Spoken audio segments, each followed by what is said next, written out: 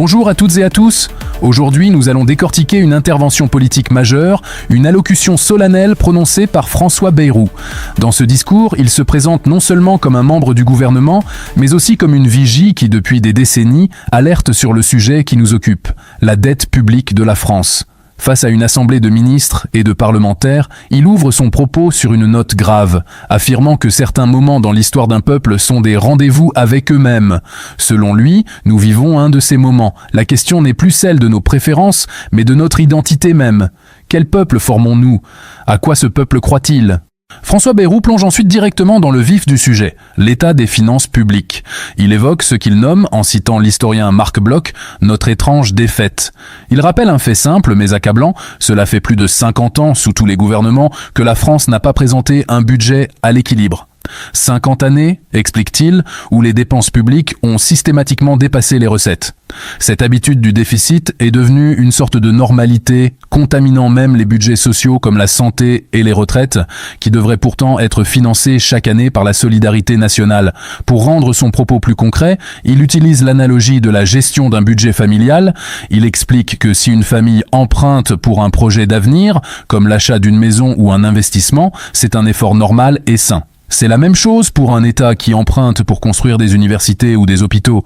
Mais, poursuit-il, si une famille est obligée d'emprunter chaque mois, non pas pour investir, mais simplement pour payer ses dépenses de tous les jours, comme la nourriture ou les factures, elle s'asphyxie. Mois après mois, elle s'enfonce dans ce que tous les Français connaissent comme une malédiction, le surendettement. Pour un pays, dit-il, la logique est identique. Être obligé d'emprunter pour payer les retraites ou les salaires des fonctionnaires est une malédiction qui n'a pas d'issue. Pendant longtemps, on peut détourner les yeux, mais un jour, la réalité nous rattrape. Ce jour-là, les prêteurs n'ont plus confiance. Il rappelle que ce scénario n'est pas une théorie. C'est arrivé à des pays comme le Canada ou la Suède dans les années 90. Et plus près de nous, il cite l'exemple de la Grèce au début des années 2010. Il insiste sur cet exemple, le jugeant inoubliable. Il raconte comment le premier ministre grec de l'époque, Alexis Tsipras, à la tête d'une coalition de gauche radicale, a organisé un référendum pour que le peuple grec dise non aux conditions de redressement de l'Europe. Ce référendum, il l'a gagné haut la main un dimanche. Mais le jeudi suivant, seulement 4 jours plus tard, il a été contraint de signer tout ce qu'il avait juré de refuser. Le peuple et l'État grec ont alors dû consentir à des sacrifices immenses, une baisse de 30% des retraites et de 15% du salaire des fonctionnaires. François Bayrou martèle, c'est exactement ce que nous ne voulons pas. Il dresse alors le bilan pour la France, ce qu'il appelle notre moment de vérité. La dette de notre pays dépasse les 3 300 milliards d'euros, ce qui représente 114% de toute la richesse que nous produisons en une année. Pour que l'image soit encore plus parlante, il donne un chiffre choc. Chaque seconde qui passe, la dette de la France augmente de 5 000 euros. 5 000 euros par seconde. Face à ce constat, il déclare « Je crois que c'est la dernière station avant la falaise ». François Bayrou se place alors dans une perspective plus personnelle. Il rappelle que cela fait plus de 20 ans, en tant que citoyen, élu et candidat à la présidentielle, qu'il identifie ce risque. Il dit que le hasard ou le destin lui a confié la charge d'alerter le pays à ce moment critique de son histoire. Il identifie 2 causes profondes à cette situation. La première, c'est que la France est devenue accro à la dépense publique. À chaque difficulté, qu'elle soit sanitaire, climatique ou économique, le réflexe unique est de se tourner vers l'État pour qu'il paie. La France, dit-il, est devenue le pays qui dépense le plus d'argent public au monde. Et il souligne un paradoxe cruel. Nous sommes aussi le pays qui a les impôts les plus élevés. Et pourtant, les Français sont de plus en plus mécontents de leurs services publics et sont même, selon les sondages, le peuple le plus pessimiste de la planète. La seconde grande raison de cette dérive, selon lui, est que nous avons perdu de vue que pour distribuer, il fallait produire. Produire toujours moins tout en voulant distribuer toujours plus est une équation qui mène à la condamnation. Cela se voit dans notre commerce extérieur, massivement déficitaire depuis des années. Avant de présenter son plan, il prend le temps de décrire un contexte mondial qu'il juge plus menaçant que jamais. Il parle du grand basculement où la violence est devenue la loi universelle, avec la guerre en Ukraine, le drame à Gaza et les tensions en mer de Chine.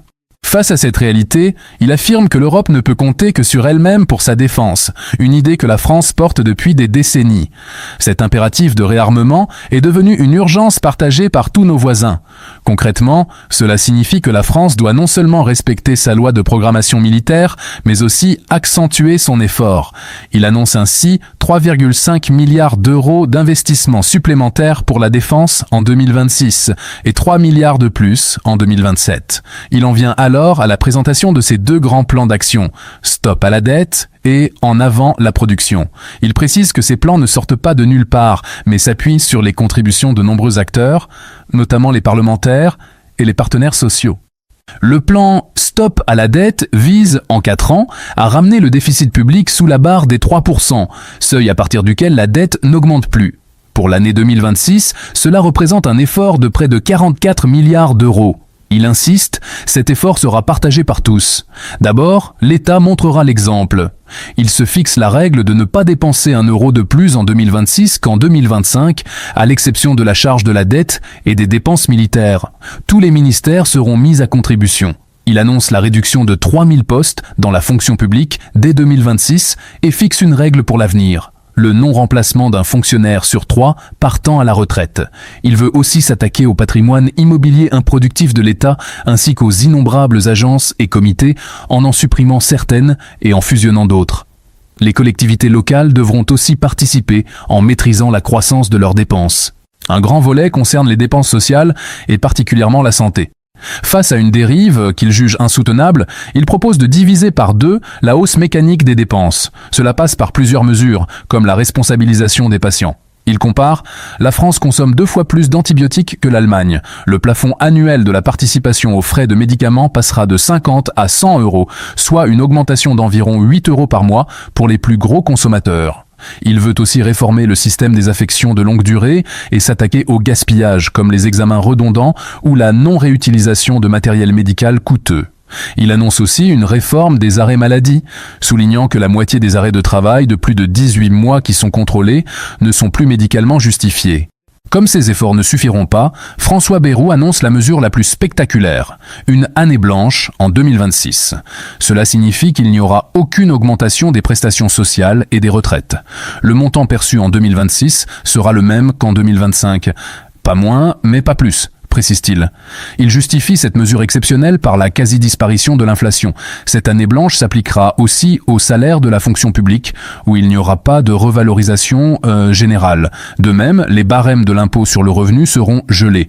Pour que cet effort soit juste, il annonce une intensification de la lutte contre la fraude fiscale et sociale. Enfin, il annonce qu'un effort particulier sera demandé aux plus fortunés. Il parle de s'attaquer aux niches fiscales inefficaces et de créer une contribution de solidarité qui fera participer les plus hauts revenus à l'effort national. Il passe ensuite au second volet de son plan, En avant la production. La reconquête de notre capacité à produire est, pour lui, tout aussi cruciale. Son premier axe est de réconcilier la France avec le travail. Il juge insupportable que tant d'entreprises peinent à recruter. Sa proposition est directe, il faut travailler plus. Pour y parvenir, il suggère une mesure choc, la suppression de 2 jours fériés. Il cite comme exemple le lundi de Pâques, qui n'a pas de signification religieuse selon lui, et le 8 mai situé dans un mois de mai devenu un véritable gruyère. Le deuxième axe de ce volet est la simplification. Il propose un pacte aux entreprises, moins de subventions contre plus de liberté. En clair, l'État réduira les aides en échange d'une suppression massive des normes et de la bureaucratie qu'il qualifie de joug d'absurdité. Il veut aller vite en utilisant des ordonnances. Le troisième axe est la compétitivité. Il veut miser sur l'énergie nucléaire pour garantir des prix bas à l'industrie, faciliter l'accès des entreprises au financement et sanctionner lourdement les retards de paiement. Pour protéger les commerces locaux, il propose une taxe sur les petits colis provenant de la concurrence qu'il juge déloyale. L'innovation est le dernier pilier de ce volet. Il mise sur l'intelligence artificielle et veut former massivement plus d'ingénieurs et de techniciens en encourageant particulièrement les femmes à s'orienter vers ces filières. Il veut aussi réformer la commande publique pour favoriser les achats européens. En conclusion, François Bayrou se tourne à nouveau vers les Français. Il explique avoir voulu tenir un langage de vérité pour permettre à chacun de juger la situation. Il se dit prêt à améliorer son plan, mais il prévient fermement. Améliorer ne peut pas signifier reculer, amoindrir ou atermoiroyer. Il est pleinement conscient des risques politiques qu'il prend. Y a-t-il des risques pour le gouvernement? La réponse est « il n'y a que des risques ». Il sait qu'il n'a pas de majorité, que tout pousse à ne rien faire. Mais il l'affirme, son gouvernement ne cherche pas à durer, il veut changer les choses. Et il conclut, presque comme un défi, qu'importe le risque. C'est sur cette note de détermination et de prise de risque assumée, appelant la France à reprendre son destin en main, que se termine cette allocution très dense. Voilà pour ce compte-rendu complet. J'espère qu'il vous a éclairé sur les enjeux et les propositions de ce discours. N'oubliez pas de vous abonner à la chaîne et d'activer la cloche pour être prévenu de nos prochaines analyses. À très bientôt et abonnez-vous si vous le voulez bien.